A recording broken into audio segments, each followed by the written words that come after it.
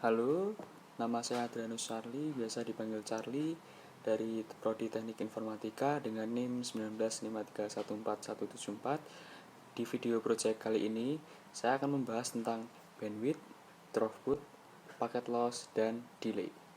Selamat belajar. Dalam topik bandwidth ini, kita akan membahas tentang pertama, pengertian bandwidth, kedua, fungsi bandwidth, ketiga, contoh bandwidth, dan keempat, istilah terkait tentang bandwidth. Pengertian tentang bandwidth. Bandwidth adalah kapasitas yang dapat digunakan pada kabel Ethernet agar dapat dilewati trafik paket data dengan maksimal tertentu. Pengertian lain dari bandwidth internet adalah jumlah konsumsi transfer data yang dihitung dalam satuan waktu bit per second atau bps. Terdapat juga istilah bandwidth analog. Bandwidth analog adalah perbedaan antara frekuensi paling rendah dan frekuensi paling tinggi pada suatu rentan frekuensi yang dapat diukur dengan satuan hertz untuk mengetahui data atau informasi yang dapat ditransmisikan pada suatu waktu. Bandwidth juga sering dianalogikan seperti dengan lebar jalan raya, sedangkan data yang masuk melewati bandwidth diibaratkan kendaraan yang melintasi jalan tersebut. Semakin sedikit kendaraan yang lewat, maka lalu lintas akan semakin lancar. Kebalikannya, jika kendaraan yang lewat semakin banyak, maka lalu lintas di jalan tersebut akan tersendat sehingga akan mempengaruhi aktivitas kendaraan lain. Semakin besar jalan atau bandwidth, maka akan semakin banyak pula kendaraan yang dapat melaluinya. Maka tidak salah jika bandwidth menjadi pertimbangan pengguna jaringan internet.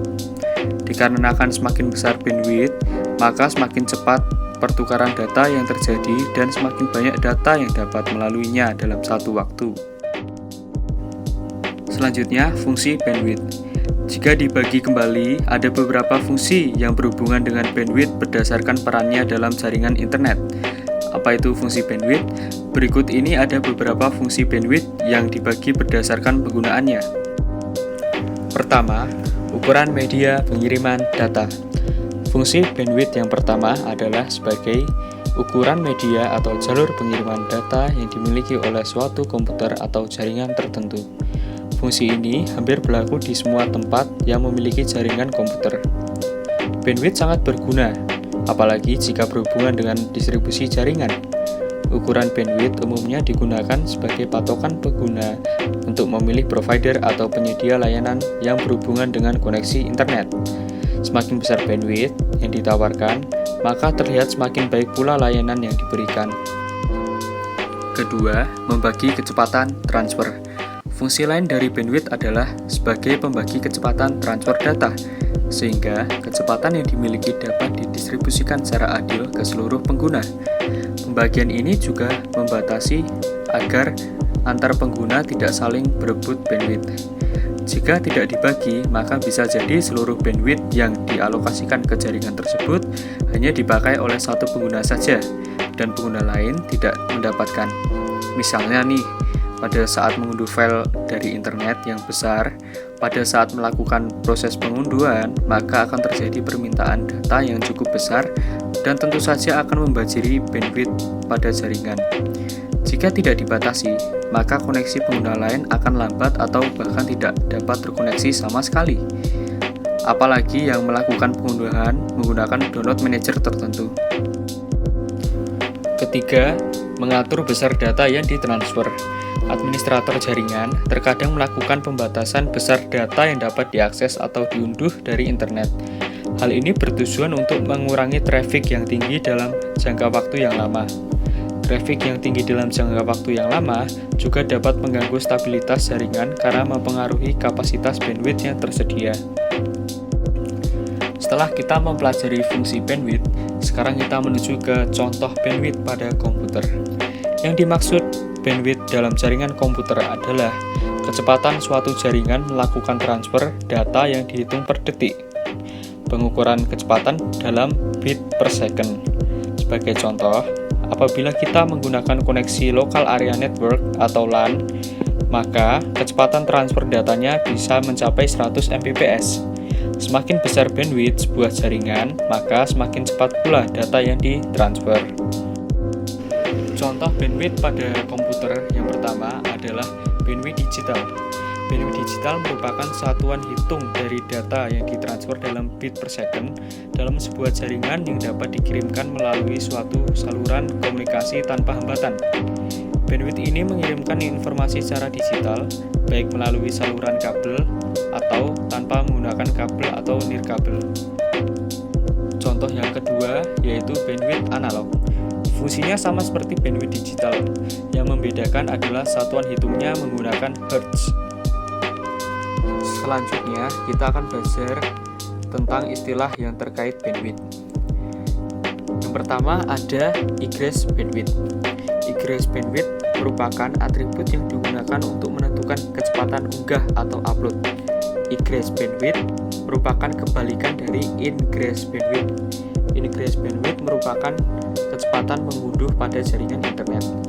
Yang kedua ada management bandwidth.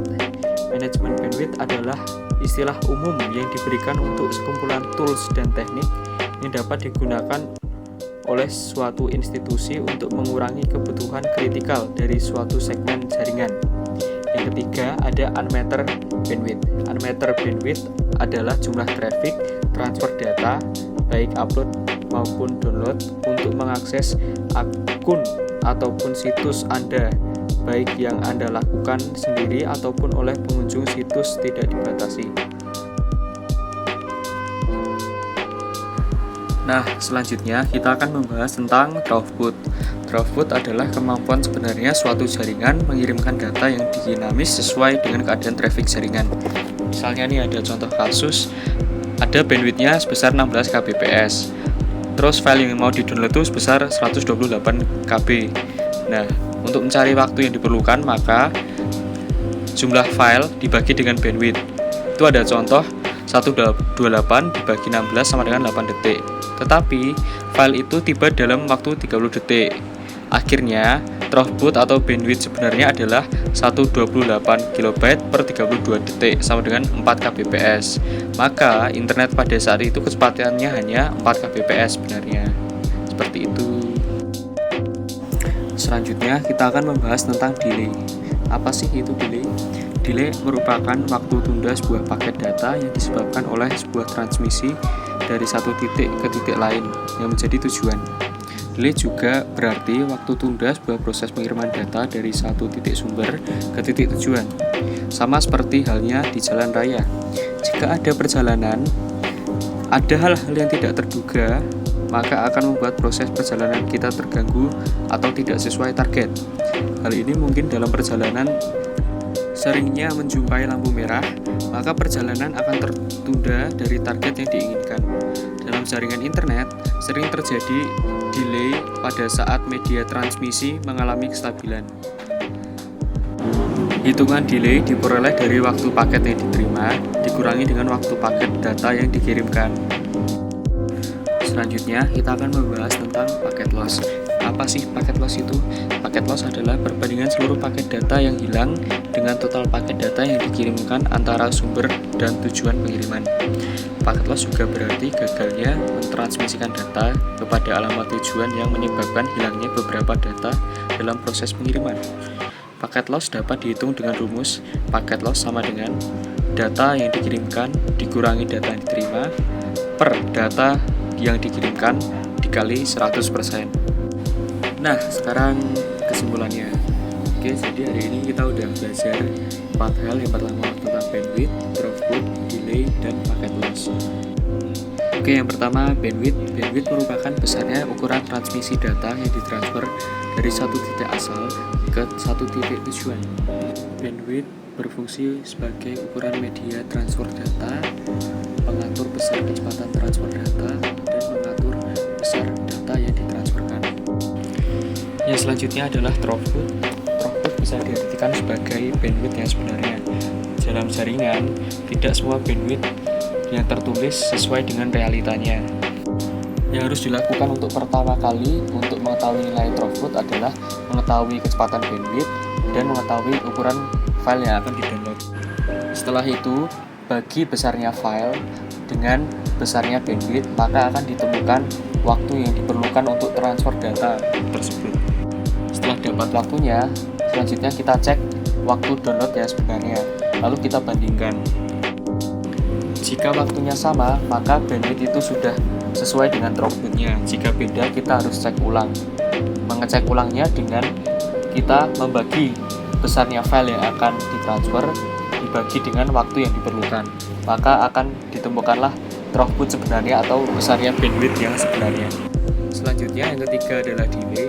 Delay adalah waktu tunda dari sebuah proses pengiriman data.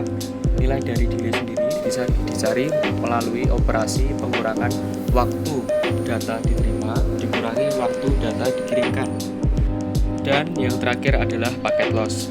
Packet loss adalah gagalnya transmisi data dari titik awal ke tujuan yang menyebabkan hilangnya beberapa data. Jadi misalnya nih, kamu sedang mengirimkan beberapa file atau mentransferkan file ke satu tujuan. Nah, di tengah jalan kamu mengalami sebuah kendala. Nah, kendala ini dapat menyebabkan beberapa dari file yang telah dikirimkan akan loss atau akan menyebabkan filenya itu rusak.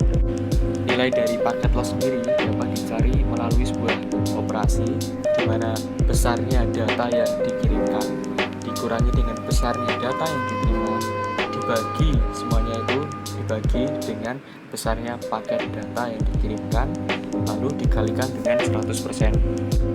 Dengan begitu kita akan mengetahui seberapa besarnya paket loss atau seberapa banyaknya data yang hilang dari sebuah transfer data atau pengiriman data dari titik asal ke titik tujuan.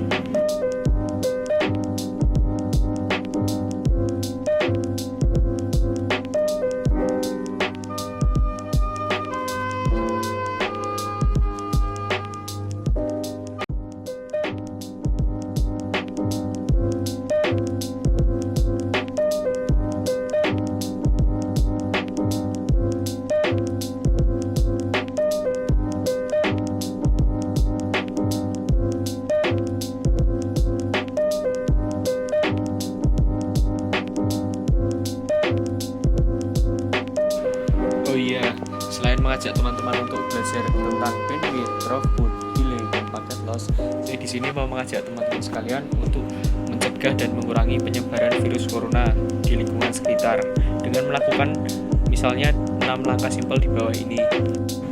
Seperti yang pertama, bersihkan tangan sebelum memegang wajah. Kedua, cuci tangan menggunakan sabun beralkohol 70-100% kadarnya. Yang ketiga, keringkan tangan dengan tisu. Yang keempat, tutup mulut dan hidung saat bersin atau batuk. Yang kelima, gunakan masker saat terkena gangguan pernafasan. Dan yang keenam, patuhilah petunjuk keamanan makanan.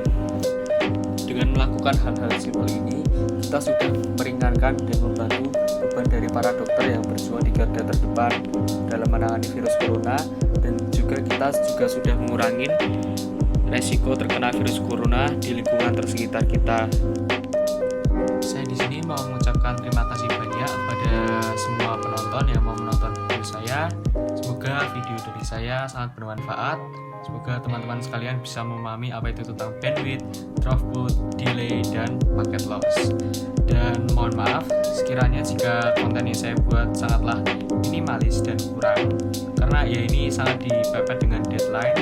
Ini hamin 2 jam lagi ngumpul deadline. Jadi ya udahlah, seadanya aja daripada nggak sama sekali.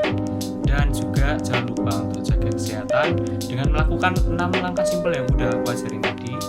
Dan jangan lupa juga buat komen, like, and subscribe.